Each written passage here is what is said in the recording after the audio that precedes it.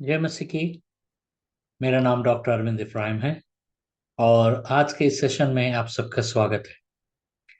आज हम बात करने वाले हैं पुनरुत्थान के बारे में, यीशु मसीह के पुनरुत्थान के बारे में। लेकिन उससे पहले एक छोटी सी दुआ कर लेते हैं। धन्यवाद पिता, आज के दिन के लिए जितने जन आज यहाँ इस सेशन में आए हैं उन सबों को आशीष दीजिए। हम बात कर रहे हैं आज प्रभु के पुनरुत्थान के बारे में। आज हमारे जीवन में इस पुनरुत्थान का महत्व को गहराई से समझने का सामर्थ्य और ज्ञान और बुद्धि और बल दीजिए।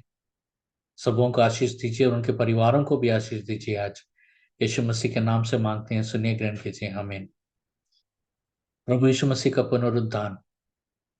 जब प्रभु यीशु मसीह क्रूस पर मरने के बाद उनको कब्र में डाल दिया गया।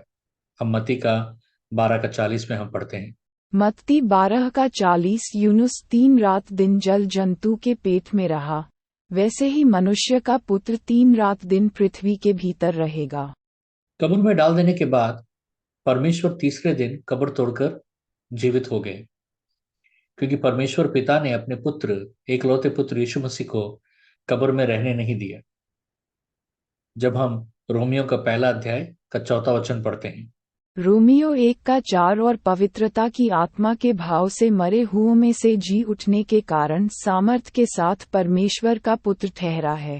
पुनरुत्थान में क्या हुआ? पुनरुत्थान में पिता ने यीशु मसीह को जीवित किया और उनके साथ हमें भी जीवित किया। यीशु मसीह के मृत्यु से हम भी मरे और यीशु मसीह के पुनरुत्थान से हम भी पुनः जीवित हुए। जब हम एफिशियन का 2 अध्याय 1 से लेकर 6 तक पढ़ते हैं। इफिसियों 2:1-6। और उसने तुम्हें भी जिलाया, जो अपने अपराधों और पापों के कारण मरे हुए थे, जिनमें तुम पहले इस संसार की रीति पर और आकाश के अधिकार के हाकिम अर्थात उस आत्मा के अनुसार चलते थे, जो अब भी आज्ञा न मानने वालों में कार्य करता है। इनमें हम भी सब के सब पहले अपने शरीर की लालसाओं में दिन बिताते थे और शरीर और मन की मनसाएं पूरी करते थे, और लोगों के समान स्वभाव ही से क्रोध की संतान थे। परंतु परमेश्वर ने, जो दया का धनी है, अपने उस बड़े प्रेम के कारण जिससे उसने हमसे प्रेम किया, जब हम अपराधों के कारण मरे हुए थे, तो हमें मसीह के साथ जिलाया। अनुग्रह ही से तुम्हारा उद्धार हुआ है, और मसीह यीशु में उसके साथ उठाया और स्वर्गीय स्थानों में उसके साथ बैठाया। और कोलोसियन का 3 का 1 से 3 तक जब हम पढ़ते हैं, हम देखते हैं। कुलुसियों 3:1-3। जब तुम मसीह के साथ जिलाए गए, तो स्वर्गीय वस्तुओं की खोज में रहो, जहां मसीह वर्तमान है और परमेश्वर के दाहिनी ओर बैठा है। पृथ्वी पर की नहीं, परंतु स्वर्गीय वस्तुओं पर ध्यान लगाओ, क्योंकि तुम तो मर गए और तुम्हारा जीवन मसीह के साथ परमेश्वर में छिपा हुआ है। बाइबल कहता है कि हम सब पाप में मर चुके थे। पाप हमें मार डाला था। हम सब संसार के नियमों और कानून और शैतान के अधिकार में चलकर, शैतान के अधीन में रहकर मर चुके थे। लेकिन परमेश्वर का प्रेम यह है, परमेश्वर का दया यह है कि परमेश्वर ने यीशु मसीह के द्वारा हमें जीवित किया। जीवित ही नहीं किया, बल्कि उनके अनुग्रह के द्वारा हमें बचाया, हमारे सारे पापों को शुद्ध किया। और प्रभु यीशु मसीह के द्वारा हम जीवित हुए। बस यहां तक सीमित नहीं है, ध्यान से सुनिए। प्रभु के साथ हम जीवित हुए और बाइबल कहता है कि प्रभु यीशु मसीह के द्वारा हम स्वर्गीय स्थानों में प्रभुता और राज्य करने का आशीष भी पाए हैं। हालेलुया! कितना बड़ा वाचा है, देखिए, परमेश्वर ने हमारे जीवन में दिया कि हम राज्य करेंगे प्रभु यीशु मसीह के साथ स्वर्गीय सिंहासनों के ऊपर। हालेलुया! पुनरुत्थान से हमें क्या मिला है, इसके बारे में हम कुछ आज बात करेंगे। पुनरुत्थान से हमें नया जीवन मिला है। जब हम 2 तिमोथी 1 अध्याय 9 और 10 वचन जब पढ़ते हैं। 2 तीमुथियुस 1:9 और 10 जिसने हमारा उद्धार किया और पवित्र बुलाहट से बुलाया, और यह हमारे कामों के अनुसार नहीं, पर अपनी मनसा और उस अनुग्रह के अनुसार है जो मसीह यीशु में सनातन से हम पर हुआ है। पर अब हमारे उद्धारकर्ता मसीह यीशु के प्रकट होने के द्वारा प्रकाश हुआ, जिसने मृत्यु का नाश किया और जीवन और अमरता को उस सुसमाचार के द्वारा प्रकाशमान कर दिया। परमेश्वर ने हमें चुना और बुलाया। किस लिए बुलाया मालूम है? पवित्र जीवन के लिए। हम जब अपने आप को देखते हैं हमें कोई पवित्रता नजर नहीं आता है, लेकिन जैसे हम यीशु मसीह को अपना उद्धारकर्ता स्वीकार करते हैं, परमेश्वर हमें उस पवित्र नजरों से देखते हैं हमें, क्योंकि हम प्रभु यीशु मसीह के लहू से धुले गए हैं। हम पवित्र कैसे ठहराए गए? हमारे कोई क्रिया और कामों के कारण हम पवित्र नहीं ठहराए गए। जो कुछ भी प्रभु यीशु मसीह ने क्रूस पर किया, उसके वजह से हम पवित्र ठहराए गए। तो ये हमारा कार्य कर्तव्य नहीं है, बल्कि ये परमेश्वर का कार्य और कर्तव्य है। परमेश्वर ने अपने अनुग्रह से हमें छुड़ाया, बचाया और चलाया और उद्धार दिया। ये अनुग्रह शुरुआती से यीशु मसीह के द्वारा हमारे जीवन में प्रकट हुआ है। लेकिन जब हम यीशु मसीह को उद्धारकर्ता स्वीकार करते हैं, तो हम उस समय उस अनुग्रह में प्रवेश करते हैं। पुनरुत्थान के द्वारा क्या हुआ? पुनरुत्थान के द्वारा हमें एक नया जन्म प्राप्त हुआ है। पहला पत्रस पहला अध्याय का 3 वचन में जब हम देखते हैं, 1 पत्रस 1:3 हमारे प्रभु यीशु मसीह के परमेश्वर और पिता का धन्यवाद दो, जिसने यीशु मसीह के हुओं में से जी उठने के द्वारा अपनी बड़ी दया से हमें जीवित आशा के लिए नया जन्म दिया। परमेश्वर के नए जीवन में हम और नए जीवन के वाचा में हम प्रवेश करते हैं। हम नए हो चुके हैं। मैं आज आपको बताना चाहता हूं कि जब आप यीशु मसीह को अपना उद्धारकर्ता स्वीकार करते हैं और उनके पुनरुत्थान में आप जब शामिल होते हैं, तो आपका पुराना समाप्त हो चुका है, पुराना स्वभाव। कोई भी व्यक्ति अपने पुराने स्वभाव से परमेश्वर को प्रसन्न नहीं कर सकता, क्योंकि हमारा पुराना स्वभाव शैतान और पाप का दासत्व में जीता था। इसलिए उस पुराने स्वभाव को क्रूस पर मारा गया और प्रभु यीशु मसीह के पुनरुत्थान के द्वारा हमारा एक नया स्वभाव का जन्म हुआ और आज हम नए हैं। पुनरुत्थान के द्वारा क्या हुआ? पुनरुत्थान के द्वारा एक नया शुरुआत शुरू हुआ हमारे जीवन।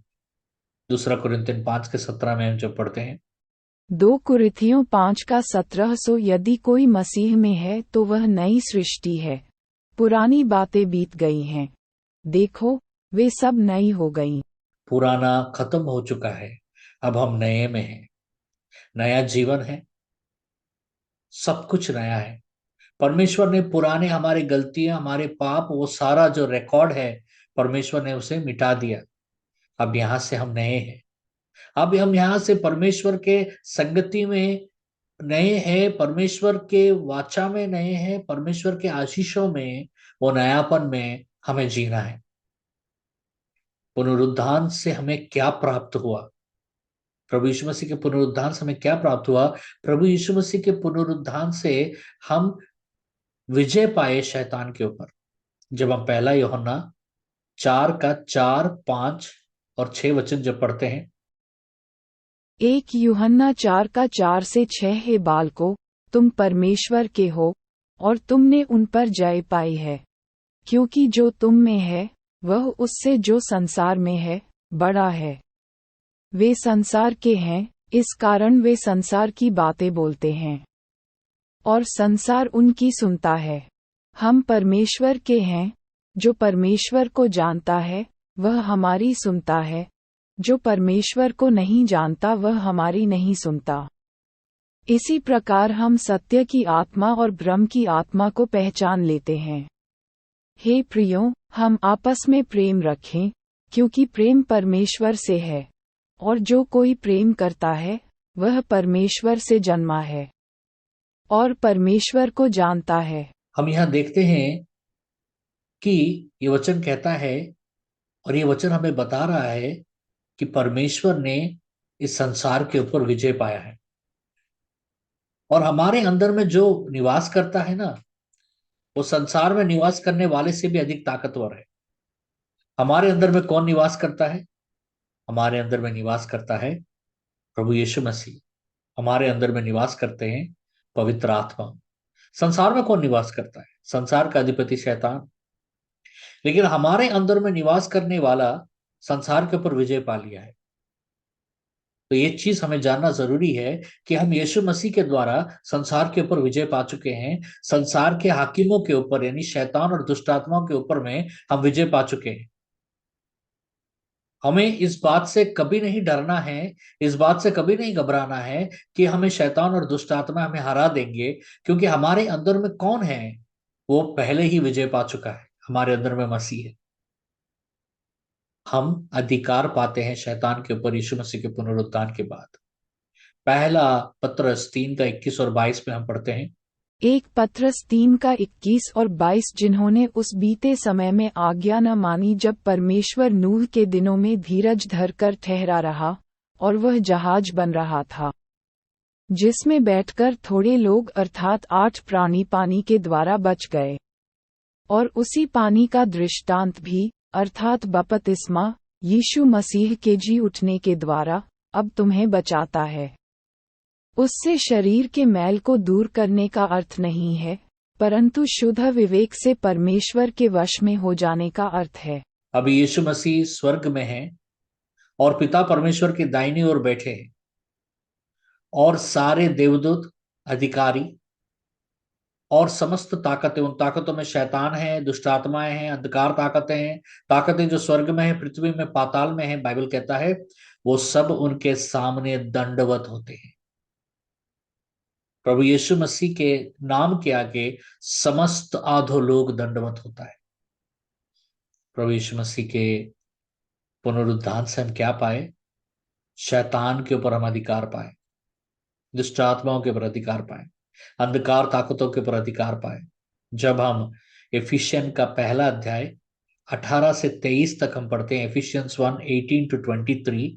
इफिसियों 1 का 18 से 23, और तुम्हारे मन की आंखें ज्योतिर्मय हों कि तुम जान लो कि उसके बुलाने से कैसी आशा होती है, और पवित्र लोगों में उसकी मीरास की महिमा का धन कैसा है, और उसकी सामर्थ हमारी ओर जो विश्वास करते हैं कितनी महान है, उसकी शक्ति के प्रभाव के उस कार्य के अनुसार जो उसने मसीह के विषय में किया, कि उसको मरे हुओं में से जिलाकर स्वर्गीय स्यानों में अपनी दाहिनी ओर सब प्रकार की प्रधानता और अधिकार और सामर्थ और प्रभुता के और हर एक नाम के ऊपर, जो न केवल इस लोक में पर आने वाले लोक में भी लिया जाएगा, बैठाया, और सब कुछ उसके पांवों तले कर दिया, और उसे सब वस्तुओं पर शिरोमणि ठहराकर कलीसिया को दे दिया। यह उसकी देह है और उसी की परिपूर्णता है, जो सब में सब कुछ पूर्ण करता है। जब हम पढ़ते हैं वहां हम देखते हैं कि परमेश्वर ने कहा कि उन्होंने तो संसार को विजय पा लिया। अब ये नहीं कह रहे कि मैंने तो संसार को विजय पा लिया, अब तुम्हारा बारी है। परमेश्वर ये नहीं कह रहे। परमेश्वर कह रहे हैं मैंने तो संसार का ऊपर विजय पाया है, तुमने भी विजय पाया है मेरे द्वारा। क्योंकि जो सामर्थ तुम्हारे अंदर कार्य कर रहा है ना, वो सामर्थ मसीह का है। तुम्हारे अंदर में जो सामर्थ है वो वही सामर्थ है जो शैतान को क्रूस पर हराया है। तुम्हारे अंदर में जो सामर्थ है वो वही सामर्थ है जो लाल समुद्र को दो विभाजों में विभाजन किया और इजरायलियों को उस समुद्र के बीच से चला कर लेकर आया। तुम्हारे अंदर में वो जो सामर्थ है, वो सामर्थ वही है जो 5,000 और 7,000 भूखों को रोटी खिलाया। ये स्वर्गीय सामर्थ है। ये सामर्थ सबसे ऊंचा है। ये सामर्थ के आगे, ये सामर्थ के आगे समस्त सामर्थ्य और समस्त अधिकार दंडवत होते हैं, क्योंकि पिता परमेश्वर ने समस्त चीज प्रभु यीशु मसीह के चरणों में रख दिया, और प्रभु यीशु मसीह ने उसे कलीसिया को दे दिया। क्योंकि कलीसिया जो है ना, वो प्रभु का देह है। क्योंकि परमेश्वर ने रक्त का मोल देकर कलीसिया को खरीदा है, लहू का मोल देकर, चुकाकर परमेश्वर ने कलीसिया को खरीदा है। पुनरुत्थान से क्या होता है कि परमेश्वर के संतान बनते हो। परमेश्वर के संतान ही नहीं, परमेश्वर के वारिस और स्वर्ग राज्य के वारिस बनते हो। रोमियो का 8 का 15 से लेकर 17, रोमन्स 8:15-17। रोमियो 8 का 15 से 17 क्योंकि तुमको दासत्व की आत्मा नहीं मिली कि फिर भयभीत हो, परंतु लेपालकपन की आत्मा मिली है, जिससे हम हे अब्बा, हे पिता कहकर पुकारते हैं। आत्मा आप ही हमारी आत्मा के साथ गवाही देता है कि हम परमेश्वर की संतान हैं, और यदि संतान हैं तो वारिस भी, वरन परमेश्वर के वारिस और मसीह के संगी वारिस हैं, जबकि हम उसके साथ दुख उठाएं कि उसके साथ महिमा भी पाएं। जब हम पढ़ते हैं, यीशु मसीह के आने के पहले कोई भी पिता को आबा कर कर नहीं बुलाया, लेकिन यीशु मसीह के आने के बाद ही सब ने पिता को आबा कर कर बुलाया, क्योंकि यीशु मसीह के द्वारा हम फिर से वापस उस अनादपन से हम टूटकर परमेश्वर के साथ उस रिश्ते और संबंध में जुड़ जाते हैं। पुनरुत्थान क्या दिया है हमें? पुनरुत्थान हमें हमारे अतीत से छुटकारा दिया है। हमारा अतीत है हमारा पुराना पापी स्वभाव। हमारा पुराना पापी स्वभाव मर मर गया जब हम यीशु मसीह को अपना उद्धारकर्ता माने। हमारा पुराना पापी स्वभाव गाड़ दिया गया। कहाँ गाड़ दिया गया? वही कब्र में, जिस कब्र में यीशु मसीह को गाड़ दिया गया। वही कब्र में जहाँ यीशु मसीह गाड़े थे, उसी कब्र में हमारा पुराना स्वभाव भी गाड़ दिया गया। जब हम बपतिस्म लेते हैं, जो पानी के नीचे जाते हैं, तो हमारा पुराना स्वभाव गाड़ दिया जाता है, क्योंकि पानी का स्तर है जो पानी के, जब हम नीचे जाते हैं, वो पानी का निचला हिस्सा होता है प्रभु यीशु मसीह का कब्र। और जैसे हम पानी के अंदर जाते हैं तो हमारा पुराना स्वभाव भी उस पानी के अंदर, यानी उस कब्र में जाता है। और जब हम पानी से बाहर निकलते हैं, पानी से बाहर निकलने का मतलब है यीशु मसीह तीसरे दिन कब्र तोड़कर पुनरुत्थान में प्रवेश किए। तो हम जैसे पानी से बाहर निकलते हैं तो क्या होता है कि हम पुनरुत्थान में प्रवेश कर चुके हैं। इसलिए हमारा पुराना जो पापी स्वभाव है, बपतिस्म के समय में यीशु मसीह का कब्र यानी उस पानी के अंदर दफना दिया गया। वो पानी नहीं है, यीशु का कब्र है। और फिर हम जी उठते हैं तो हम नवनीत हो जाते हैं, नए हो जाते हैं। रोमियो का 6वां अध्याय 4 से लेकर 11 में हम पढ़ते हैं। रोमियो 6 का 4 से 11 सो उस मृत्यु का बपतिस्मा पाने से हम उसके साथ गाड़े गए, ताकि जैसे मसीह पिता की महिमा के द्वारा मरे हुओं में से जिलाया गया, वैसे ही हम भी नए जीवन की सी चाल चलें।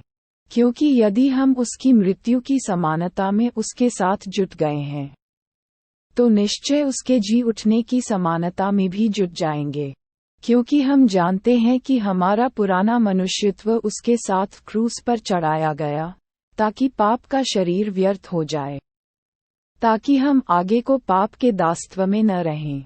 क्योंकि जो मर गया वह पाप से छूटकर धर्मी ठहरा। सो यदि हम मसीह के साथ मर गए, तो हमारा विश्वास ये है कि उसके साथ जिएंगे भी, क्योंकि यह जानते हैं कि मसीह मरे हुओं में से जी उठकर फिर मरने का नहीं, उस पर फिर मृत्यु की प्रभुता नहीं होने की। क्योंकि वह जो मर गया तो पाप के लिए एक ही बार मर गया, परंतु जो जीवित है तो परमेश्वर के लिए जीवित है। ऐसे ही तुम भी अपने आप को पाप के लिए तो मरा, परंतु परमेश्वर के लिए मसीह यीशु में जीवित समझो। पुनरुत्थान क्या दिया? पुनरुत्थान हमें सामर्थ्य दिया, आज में सामर्थ्य दिया। यीशु मसीह मरे नहीं है, यीशु मसीह जीवित है, और यीशु मसीह आज साथ है हमारे। हम यीशु मसीह के द्वारा सामर्थ्य पाए हुए हैं। हम यीशु मसीह के द्वारा वो सामर्थ्य पाए हुए हैं कि आज हम शैतान, उसकी युक्तियां, पाप, संसार के ऊपर विजय पा सकते हैं यीशु मसीह के द्वारा, उनके नाम के द्वारा। शैतान का कोई भी हमला हमारे ऊपर में सफल नहीं होगा, क्योंकि हमारे हमारे जीवन में यीशु के द्वारा हम अधिकार प्राप्त किए हैं। हम रोमियो का 8वां अध्याय, रोमन्स 8:31-39 जब हम पढ़ते हैं तो हम देखते हैं। रोमियो 8 का 31-39 सो हम इन बातों के विषय में क्या कहें? यदि परमेश्वर हमारी ओर है, तो हमारा विरोधी कौन हो सकता है? जिसने अपने निज पुत्र को भी न रख छोड़ा, परंतु उसे हम सब के लिए दे दिया, वह उसके साथ हमें और सब कुछ क्यों कर न देगा? परमेश्वर के चुने हुओं पर दोष कौन लगाएगा? परमेश्वर वह है जो उनको धर्मी ठहराने वाला है। फिर कौन है जो दंड की आज्ञा देगा? मसीह वह है जो मर गया वरन मुर्दों में से जी भी उठा, और परमेश्वर की दाहिनी ओर है, और हमारे लिए निवेदन भी करता है। कौन हमको मसीह के प्रेम से अलग करेगा? क्या क्लेश, या संकट, या उपद्रव, या अकाल, या नंगाई, या जोखिम, या तलवार? जैसा लिखा है कि तेरे लिए हम दिन भर घात किए जाते हैं, हम वध होने वाली भेंटों की नाई गिने गए हैं। परंतु इन सब बातों में हम उसके द्वारा जिसने हमसे प्रेम किया है, जयवंत से भी बढ़कर हैं। क्योंकि मैं निश्चय जानता हूँ कि न मृत्यु, न जीवन, न स्वर्गदूत, न प्रधानताएं, न वर्तमान, न भविष्य, न सामर्थ, न ऊंचाई, न गहराई और न कोई और सृष्टि हमें परमेश्वर के प्रेम से, जो हमारे प्रभु मसीह यीशु में है, अलग कर सकेगी। कि समस्त अधिकार जो यीशु मसीह को दिया गया, यीशु के द्वारा वो अधिकार हम आज हमारे साथ है, हम में है, हमारे द्वारा वो अधिकार को हम ऑपरेट करना है। क्योंकि बाइबल कहता है वो सब कुछ जो परमेश्वर को दिया गया है, वो सब कुछ भी हमें परमेश्वर के द्वारा, यीशु के द्वारा हमें भी दिया गया है। यीशु मसीह मरे नहीं, यीशु मसीह जीवित हो गए, और हम भी मरे नहीं, हम भी जीवित हो गए। पाप हमें मारना चाहता था, शैतान हमें मारना चाहता था, लेकिन हम यीशु के द्वारा हम वापस जीवित हो गए हैं। प्रभु यीशु मसीह का पुनरुत्थान क्या करता है? प्रभु यीशु मसीह का पुनरुत्थान एक आशा देता है भविष्य में। प्रभु यीशु मसीह का पुनरुत्थान एक बहुत बड़ा आशा देता है हमारे भविष्य में, कि भविष्य में कोई भी बीमारी आए, यीशु के द्वारा हम चंगाई पा सकते हैं। भविष्य में कोई भी समस्या आए, हम यीशु के द्वारा उसका सामना करेंगे और सामना का परिष्कार हम पाएंगे। यीशु मसीह के द्वारा हम भविष्य में एक आशा लेके जा रहे हैं। हम कल में प्रवेश करेंगे, आज खत्म हो गया। हम जब कल में प्रवेश करेंगे तो कल भी हम जयवंत रहेंगे, कल भी हम विजयवंत रहेंगे, कल भी हमें अधिकार करेंगे, क्योंकि कल का भी प्रभुता। इसलिए हम कल का प्रभुता करेंगे, हमारे बल से नहीं। हम कल का प्रभुता इसलिए करेंगे क्योंकि हमारे साथ मसीह है। हम तो कल में कल जाएंगे, लेकिन हमसे पहले ही प्रभु कल में मौजूद है हमारे लिए। ये आशा है हमारा, और ये आशा हमसे कभी अलग नहीं होना चाहिए। पहला कोरिन्थियन 15 का 17 से लेके 23, 1 Corinthians 15:17-23। 1 कुरिन्थियों 15 का 17 तो 23, और यदि मसीह नहीं जी उठा, तो तुम्हारा विश्वास व्यर्थ है, और तुम अब तक अपने पापों में फंसे हो। वरन जो मसीह में सो गए हैं, वे भी नाश हुए। यदि हम केवल इसी जीवन में मसीह से आशा रखते हैं तो हम सब मनुष्यों से अधिक अभागे हैं, परंतु सचमुच मसीह मुर्दों में से जी उठा है, और जो सो गए हैं उनमें पहला फल हुआ। क्योंकि जब मनुष्य के द्वारा मृत्यु आई, तो मनुष्य ही के द्वारा मरे हुओं का पुनरुत्थान भी आया। और जैसे आदम में सब मरते हैं, वैसा ही मसीह में सब जिलाए जाएंगे, परंतु हर एक अपनी अपनी बारी से। पहला फल मसीह, फिर मसीह के आने पर उसके लोग। जब हम पढ़ते हैं तो हमें पता चलता है आदम के द्वारा समस्त पाप आया, लेकिन मसीह के द्वारा जीवन आया। आदम मौत लेकर आया, यीशु मसीह जीवन लेकर आए। आदम गुलामी लेकर आया, प्रभु यीशु मसीह स्वतंत्रता लेकर आए। आदम बीमारी लेकर आया, प्रभु यीशु मसीह चंगाई लेकर आए। उसी अंधकार के ऊपर, उसी शैतान के ऊपर जिसके अधीन में हम एक समय थे, आज हम मसीह के द्वारा उसी अंधकार और उसी दुष्ट आत्माओं के ऊपर हम अधिकार प्राप्त किए, उसी पाप के ऊपर हम अधिकार प्राप्त किए। पुनरुत्थान, अगर मसीह पुनरुत्थान नहीं होते तो पाप, पर्याय, बलि का क्रम और प्रक्रिया पूरा नहीं होता। प्रभु यीशु मसीह मरे कर कर ही हम आज उद्धार पाए। प्रभु यीशु मसीह मरकर जीवित हुए कर कर ही हमारा पाप माफी हुआ। अगर प्रभु जीवित नहीं होते तो आज भी हम गुलाम में रहते, क्योंकि सबसे बड़ा शत्रु है मौत, और प्रभु यीशु मसीह जीवित होकर मौत को पराजित किए और हमें जीवन दिए। अगला सेशन में हम फिर मिलेंगे। तब तक परमेश्वर आप सबको आशीष दे। God bless you.